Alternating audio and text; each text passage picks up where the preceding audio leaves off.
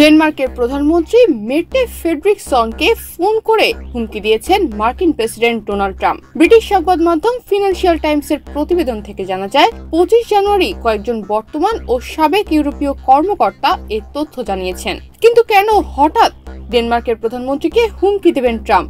এমন কোন প্রসঙ্গে কথা হচ্ছিল যার জন্য হুমকি পর্যন্ত দিতে হয়েছে?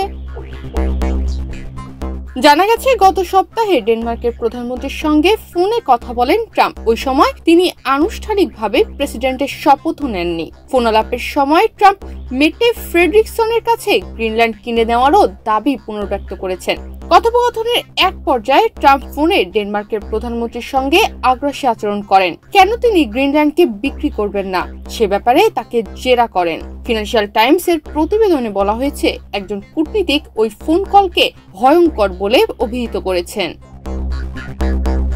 তিনি আরো বলেছেন, ট্রাম্প নিজের কথার উপর অটল ছিলেন। তার এমন আচরণ অপ্রত্যাশিত ছিল। তার এই ফোন কলের আগে গ্রিনল্যান্ড কেনার প্রস্তাবের বিষয়টি এতটা গুরুত্ব দিয়ে নেওয়া হতো না। কিন্তু আমি মনে করি বিষয়টি এই মুহূর্তে গুরুতর, একসঙ্গে অত্যন্ত ঝুঁকিপূর্ণ।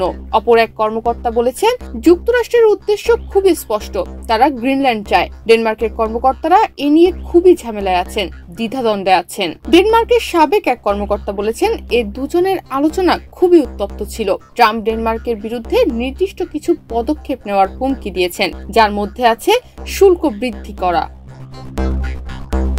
4 সপ্তাহ আগে ট্রাম্প জানান, নিজেদের অর্থনৈতিক নিরাপত্তার জন্য গ্রিনল্যান্ড যুক্তরাষ্ট্রের প্রয়োজন। 21,66,007 বর্গ কিলোমিটারের গ্রিনল্যান্ড তেল গ্যাস ছাড়াও আরো অনেক প্রাকৃতিক সম্পদে সমৃদ্ধ।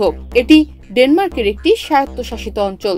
যদিও পররাষ্ট্রনীতি এবং প্রতিরক্ষার জন্য অঞ্চলটি ডেনমার্কের উপর নির্ভরশীল। এ কারণে গ্রিনল্যান্ড দখল করতে প্রয়োজনে সামরিক অভিযান চালানো হবে বলেও হুমকি দিয়েছেন ট্রাম্প।